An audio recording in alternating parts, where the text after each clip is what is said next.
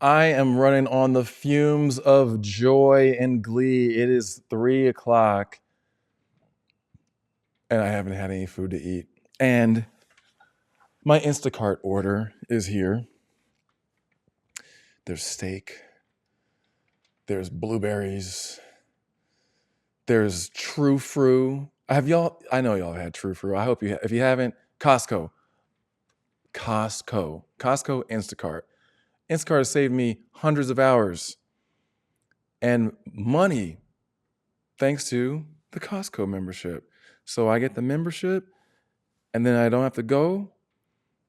The food comes to me. I'm so excited. I'm going to smoke this steak, smoke it, reverse sear it. So you smoke it, you sear it, you eat it.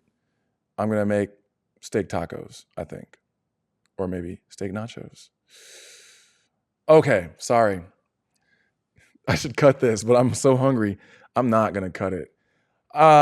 Finally, we were talking about being impressive with the details, the little things. And finally, who do you want to impress? Parents, you're going to love this one. Impress your parents, okay? Impress your parents. Impressing your parents, I said the other ones is like easy, like impressing coaches, teammates, teachers, easy. Impressing your parents, it's easy, but it's also hard. Depends on who your parents are, right? I think if your parents are watching with you, I mean, actually, I'm not even sure. Parents, especially parents with athletes, and especially parents with athletes and parents who played sports, they can be a little challenging, a little hard to impress. Um, but when you're doing what you're supposed to be doing, you're going to be where you're supposed to be. When you've essentially gained all this goodwill with all these other people, your coaches, your teammates, your teachers, like I mean, even your classmates. We didn't talk about that, but like, even if your parents are hard to please, man, they're gonna take note. They might not even tell you.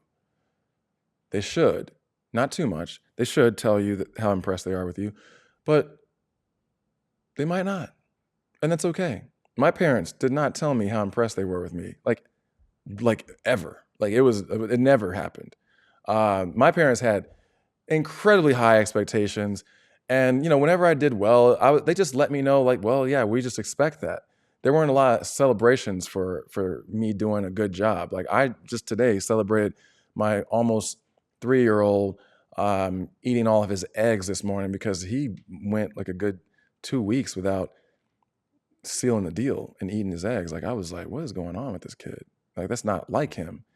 I'm trying to raise Aaron Judge 2.0, and he's over here skimping on the good stuff. Eggs aren't cheap either. Anyway, so yeah, there weren't many celebrations with my parents, and I'm fine. Like I did not have a desperate need or desire for my parents to shower me with praise, and a lot of that is because I grew up. Why I didn't need it was because I grew up with faith. I grew up with faith in Jesus, and what we understand is, you know, the great things that are happening in my life, the great things that are going to be happening for you, they are happening as a result of God's goodness, His grace, His favor, and so there's a bit of danger involved in taking too much credit or heaping too much credit on someone when they're only part of the growth. They're only part of the story of growth. But nevertheless, if you're doing what you're supposed to be doing, if you're allowing your parents to lead you, and I'm not saying you have to just be like, oh, everything they say is golden. Like you can't ever question or ever ask questions or whatever. But you got to be respectful. You've got to pay attention. That same attention that you give to your coach when you're making eye contact, you better be doing that with your parents. that same attention to detail, that hustle when your parents ask you to clean up your room, man, you better be hustling to clean your room up. Oh, I need you to clean that toilet. You better be hustling over to clean that toilet up. Like, bring that same energy and effort to the things that your parents are asking you to do. Some of them might be asking for too much. Some of them might not be asking enough. But at the end of the day, that's irrelevant. What's relevant is you controlling the controllable, right? And what you can control is how you respond to what they ask for, what they say. One of the things our coaches used to say was, we're going to respond to adversity. The losers are going to react. What does that mean? Like, people who lose are always reactionary. They're always like, just like, it's like frustrated. They're anguished. There's like, I need to perform my fury over this not going right, my anger over this not going right. I have to let people know I'm gonna sulk. It's all reacting. And people who respond, it's like, I need you to do this, and I need to get it done like quick.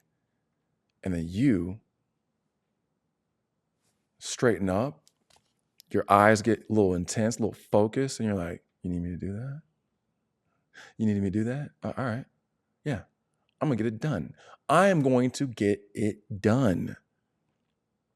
I don't know where it says this in the Bible or exactly what it says, but like, when it talks about like doing, like when you're doing something, your work, you don't do it for your earthly masters. You don't do the work for someone. You do it for God.